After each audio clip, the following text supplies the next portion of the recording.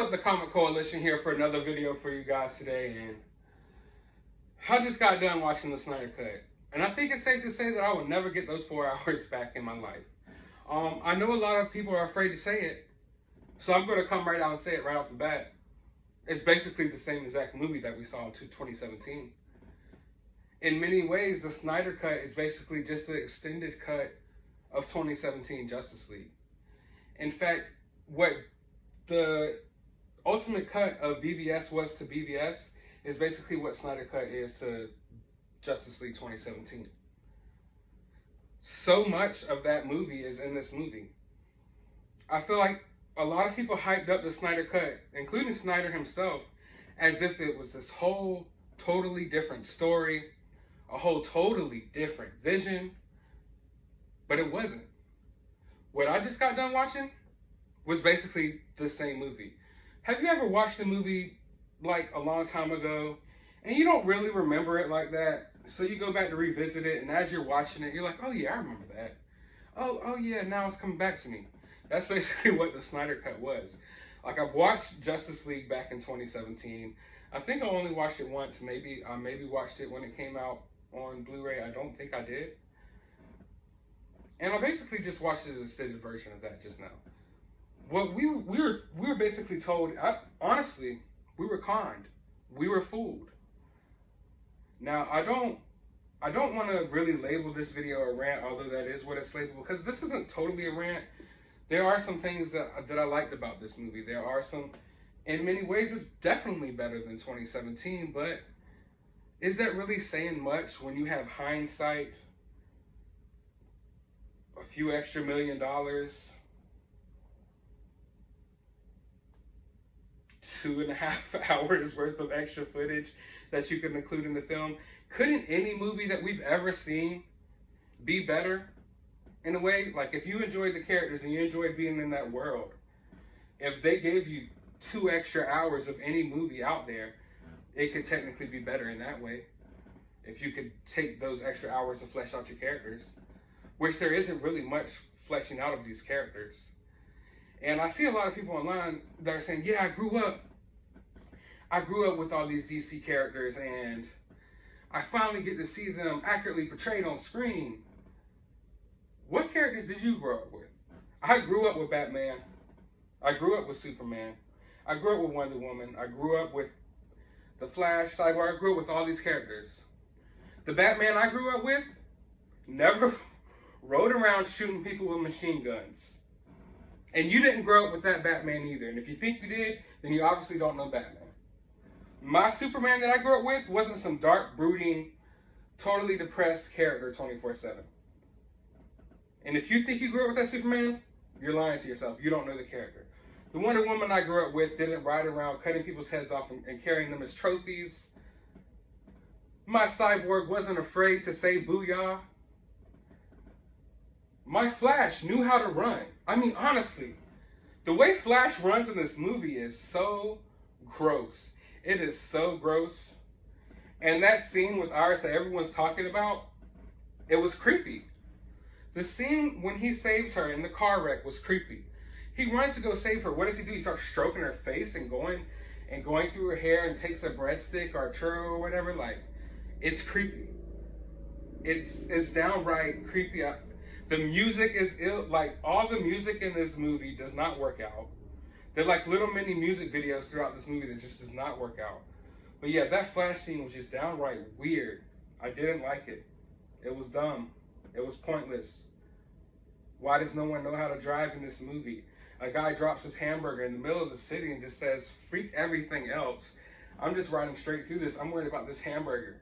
And she's too worried about looking at the Flash.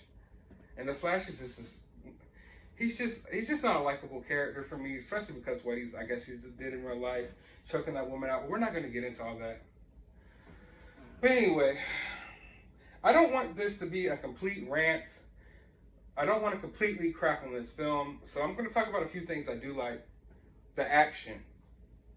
The action is next level. There are some epic action sequences in this movie, and Kevin Feige, Disney, oh, y'all over there, take notes. because y'all been lacking in the action department with a lot of your recent properties and a lot of your your recent movies and your TV series. Take notes, because the Spider-Man movies were lacking in action for me. That Captain Marvel was trash, and Zack Snyder just knows how to make some badass action scenes. These are the type of superhero fights we want to see. And when it comes to that sense, I can't blame people for being a fan of Zack Snyder's movies. No, he doesn't get the characters right at all. He doesn't. He does not, obviously does not, I guess, know who these characters are really. He does not capture the essence of these characters at all. But I'll be damned if he doesn't make some badass, some of the best fight sequences that you'll see in a superhero movie. So I will give him that. The action is next level, and I really enjoyed it. That Amazon scene at the beginning with Steppenwolf, some of the best action you're ever going to see in a superhero movie. And I'll come right out and say it. It's true. It was awesome. I loved it. I loved every part of it. Steppenwolf definitely looks better. I still don't like either design really, but Steppenwolf definitely looks better. I feel like the pacing for the first half of the movie, well, not even, I wouldn't say the first half of it, like for the first couple of chapters of the movie, I felt like the pacing, I felt like it was on point. It was moving along right. It was long. There's a lot of drawn out stuff, but I felt like the pacing was getting me there for a while. Like it was okay, and it was getting me hyped up until I realized that I was going to get these same Zack Snyder tropes that I hate, the same dark, emotionless world that you just can't really connect to. You can't connect to these characters. The dialogue is awkward. There's jokes that a lot of people thought were Joss Whedon jokes that were actually Zack Snyder jokes. But it's weird because they worked in the Joss Snyder, and they worked in the 2017 version, but they don't work here. Because there's so much extra added dialogue, and jokes are about timing. Jokes are about timing. So there's jokes that work in the 2017 that are Zack Snyder's jokes that work in the 2017 version that fall completely flat here because there's a couple extra added sentences and just extra added dialogue around it that throws off the timing of the joke, and it just falls completely flat. In fact, most of the dialogue in this movie for me falls completely flat. Like a lot of the lines that were supposed to be kind of heroic fall completely flat. In fact, the 2017 version probably has a few more moments that were more heroic, at least in my opinion. Now, the movie goes out of its way to try to be emotional in a way, but it just doesn't work. It just doesn't work. It wants you to be so emotional about Cyborg and stuff like that, but it doesn't work out. At one point, Cyborg's dad dies right in front of him, right in front of everybody. And the rest of the Justice League is just sitting there having a conversation about stuff. Like dude's dad just died right in front of him. And they're just having a conversation about other stuff, and Cyborg's just like Cyborg moves weird in this movie. I get he's a robot, but he's always like it's awkward. It is super awkward, and Cyborg's just a dark, brooding character as well. There's no light to him at all. No light to Cyborg at all. He's just constantly mad at everybody, and it's I get it, but at the same time, there's no character progression here. It gets tiring after a while. And like I said, he's moving weird. I don't know why they went with that decision to make him move the way he does, because it just doesn't look cool. It looks weird, honestly. In many ways, now, whatever Joss Whedon has going on right now, I know he has a lot of stuff going on right now. We're not going to get into that. But just as far as this movie goes, just as far as Justice League goes, a lot of you all owe him an apology. A lot of y'all owe Joss Whedon an apology. Because Joss Whedon was portrayed as a villain. He came in, disrupted Zack Snyder's whole story, changed everything around completely, and just ruined everything. Which is not the case. This is not the case. I've watched both movies. Joss Whedon came in, trimmed out a lot of unnecessary stuff, tightened the movie down, added a few little scenes here and there, to add a little bit of chemistry to the group, maybe lightened it up a little. He took out a lot of the dialogue to make Zack Snyder's jokes land better because Zack Snyder does not know how to land jokes. But he didn't change and completely change and crap all over Zack Snyder's vision. If you watch 2017 Justice League and you watch this movie, it is basically the same story. And that's where a lot of my gripe is, because we've been sold on this was totally different. It's the same story. There's some tacked on extra scenes, there's some dark side sprinkled in, like I said, but it's the same story with extended action sequences. But it's the same story. Joss Whedon did not come in and just butcher this movie and completely change Zack Snyder's vision. This is the same movie. Essentially, it's the same movie. Now, that little subplot about the little family, that's not in here, which I'm glad.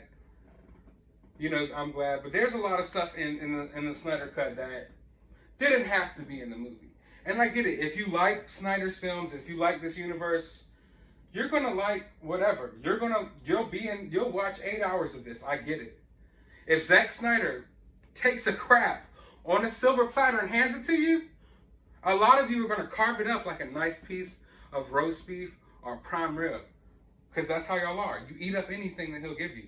People online calling this a masterpiece, it's far from it. In fact, if you really go and look at these reviews, a lot of these reviews are what I would call participation trophies in a way. They're like, oh, yeah, the Snyder Cut's awesome. It tells a cohesive story. Okay, isn't that what awesome movies are supposed to do? Snyder Cut was epic. The team actually comes together. It's a Justice League movie. Isn't that what the movie is supposed to do? In many ways, the Snyder Cut is superior than any other superhero film because it's 4 hours long. Guys, it is the same movie. And people who really know movies and really know this, we're watching you critics out here. We're watching you. All of you who crapped on 2017 Justice League, but you're acting like this is a masterpiece, your bias is showing. Your Zack Snyder bias is showing, because if you hated 2017 and you call this a masterpiece, it just doesn't make sense. It's the same story. Is there improvements? Yes. Is it better? Yeah, I'll give you that. In my opinion, I would rather watch the Snyder Cut than the 2017 version. But if I didn't have as long to sit down, I could watch the 2017 version and basically see the same movie. And that's, like I said, that's a lot of my gripes with the film. So as I said before, like the beginning of the movie, I felt like it was long and drawn out, but it was well paced. But around the middle of the movie, I fell off for a while. I stopped caring for a while. I mean, for one, I think you're on chapter 4 before you ever see Batman, like not Bruce Wayne, but Batman in suit. I think it's chapter 4, like 2 hours into the movie. Cyborg is hyped up like the movie is supposed to be all around Cyborg. He's supposed to have this big character story arc, which, yeah, he's definitely bigger in this movie, but it's not what it's hyped up to be. In fact, you see Cyborg for about 10 seconds at the beginning of the movie, and then you don't see Cyborg again until like the 4th chapter of the movie, 2 hours in. You don't see Superman until like 2 or 3 hours into the movie. And it's at some point, you're watching it, and it's like, okay. But then it's like, I mean, why? Why?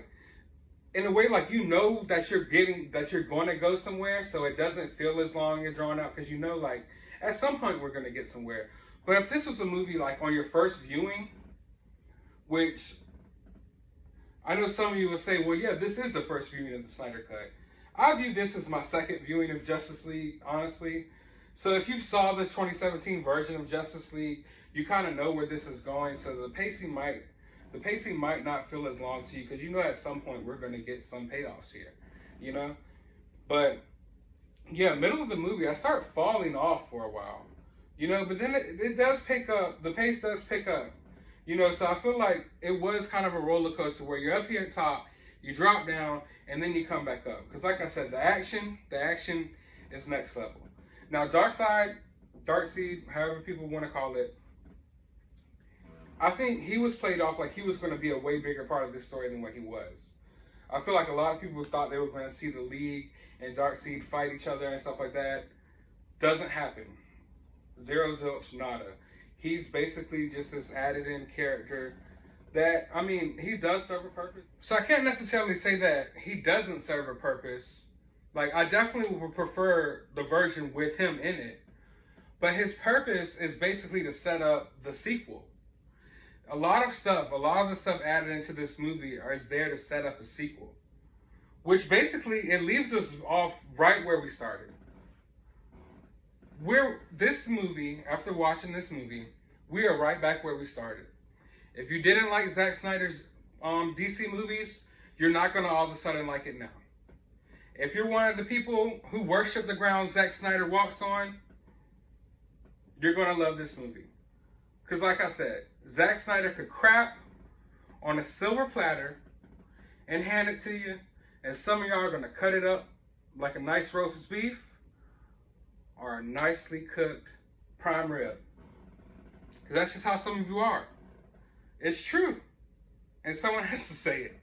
But I don't want to be mean, because I mean, everyone likes something different, but honestly, guys, it's not a masterpiece. But anyway, this movie leaves us in a place where it's just wanting more. Like, even me, even someone who doesn't like this movie and doesn't like Zack Snyder's DC films, I'm intrigued. I'll admit it. I am intrigued to see what would happen next. You know, where would this go?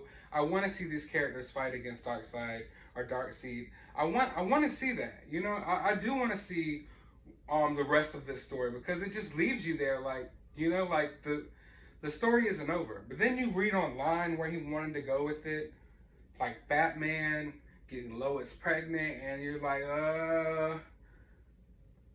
you could keep that. I don't need that. I really want the DC films to go in a way different direction. But I wouldn't mind if they had this alternate Zack Snyder universe going on over there, you know, HBO Max. Honestly, my favorite part of this movie was the ending. And I don't mean that, I swear. I do not mean that in a bad way. So many movies these days botch the endings. But this film managed to wrap up beautifully. You know, like, it honestly did. Like, I'm not even joking. It wrapped up really nicely. Even though I didn't care for the movie overall, it wrapped up the story nicely and left the story open for so much more.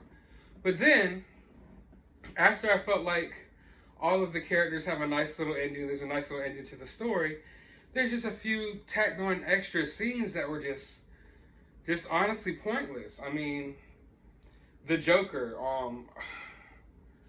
guys, it was horrible. I'm sorry. I like Jared Leto as an actor, but I don't know where he was going with the joke. I honestly liked his take better in Suicide Squad. It was that whole dialogue between him and Batman at the end. It was pointless. It was crammed in. It was weird. It was awkward. You got Batman dropping the F-bomb real quick that he's gonna kill Joker. You know, I swear to God, I'll kill you. Like, whatever he said. It was lame, and the acting was bad. It was just terrible. I'm gonna be honest with you. The whole Joker scene was one of the worst parts of the movie. The ending with Martian Manhunter, it was kind of just some pointless fan service. Like, yeah, I mean, what was really the point of it? It honestly makes you think, like, why didn't you help us the whole time? Which that makes me go back to the other Martian Manhunter scene I thought was kind of pointless as well. So both of those scenes I thought was kind of pointless. But the end scene, I guess, it was kind of cool in a way, but it was just like, oh, hey, if you need me, I'm here to help. And, oh, by the way, I'm Martian Manhunter. It's just like, okay, that's just kind of awkward. You know, you already wrapped up your story nicely, then you have this awkward stuff there that just, I don't know. I felt like it was pointless. But overall, positives in this movie is the action. There's definitely some visuals in here that are beautiful. They're like opening a comic book spread. Like, some of the visuals are amazing. I'm not gonna lie. But overall, like, my problems with the Justice League from 2017 are my same problems with this Justice League. And honestly, a lot of it's not Zack Snyder's fault. He had to cram so much into these movies, and I don't buy into none of the characters. I don't buy into the chemistry of the team. I have no tie to these characters. Like, yeah, I love these characters from comics, but this on-screen iteration of these characters, I have no like ties to them or connections towards them. So I don't really care about a lot of the things that happen in the movie.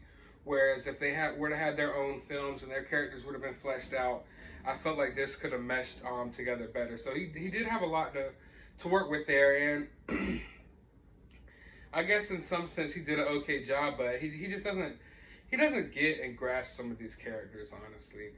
But I mean, you have to ask yourself, was any of this really even worth it?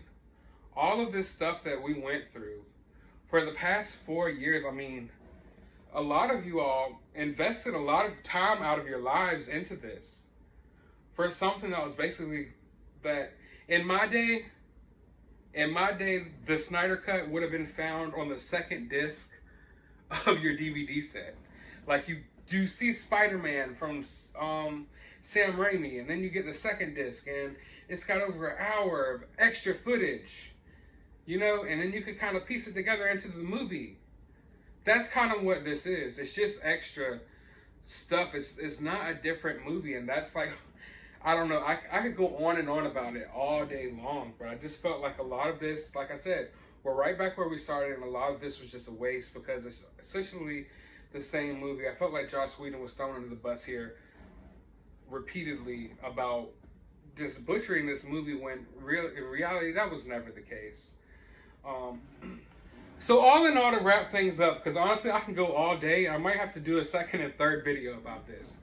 But to wrap this video up, my closing thoughts are that most of all the stink and the craziness that went on around this, like, it was just totally not worth it. I've received death threats online. I was called all type of names. You name it, from these Snyder Cut people on Twitter and on Instagram and on YouTube and on Facebook. It's been a talk. Not everyone, but overall, it was a pretty toxic community that did some pretty toxic things to try to make this Snyder Cut happen. That were really horrible to a lot of people that simply maybe just didn't like Snyder's movies. Like I said, I've received death threats because I didn't like BVS and I didn't care to see the Snyder Cut. So, was it worth it? Was it worth all of that time and energy that so many people put in for what was essentially the same movie with little extra scenes? No. And I could have watched this, and I could have, you know, and being a perfectly rational person, I watched the movie and I was like, okay. And I could have just let it go. You know, just, all right, I saw it. That it is what it is. It was a little bit better, longer. Okay, whatever. But there was nothing rational about the Snyder Cut situation. In fact, most people around this situation have acted absolutely irrational and have just gone on tirades and have gone crazy and have just added so much toxicity to the fandom, to the DC fandom, to just the collector universe that I'm in, to all of this pop culture in general. And it was all for a movie that was the same movie. And that, my friends,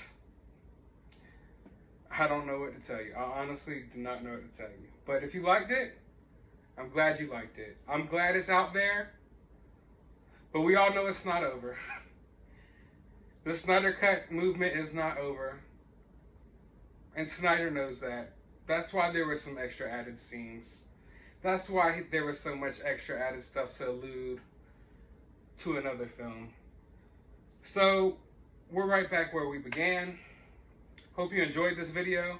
I know a lot of you absolutely hated it. I don't care if you like it or you dislike it, but do one of them. Let me know your thoughts about the Snyder Cut down in the comments below. And I hope all of you have a wonderful day, YouTube.